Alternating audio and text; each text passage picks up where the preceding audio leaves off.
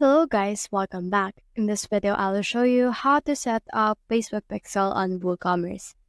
Let's get started. So as you can see, I have in here this Facebook for WooCommerce. So just head over and install and activate this particular plugin in order to make this method possible.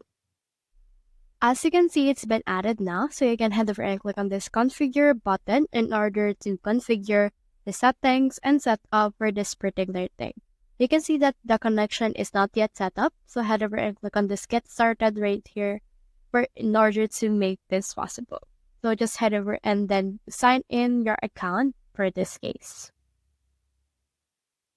So just enable the integration of WooCommerce to your Facebook by clicking on the next and then proceeding with the binding of these two things right here. So as you can see, it's linking right now. So just wait for this to finish the linking process. Now, as you can see, it's been linked. So we can head over and click on this create ad right here in order to create an advertisement that we have for this case.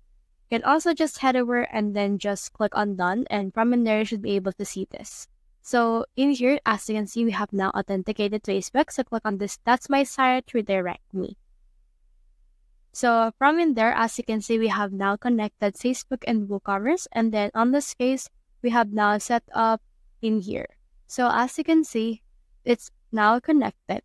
So just head over and then run it in order to make sure it's advertised. So in here, you can see this. So you can see the advertising summary, recent ads, product sync, connection, product set, and the likes. So that's the whole process. If you have found this video helpful, simply leave a like below or subscribe because this helps reach more people. See you soon.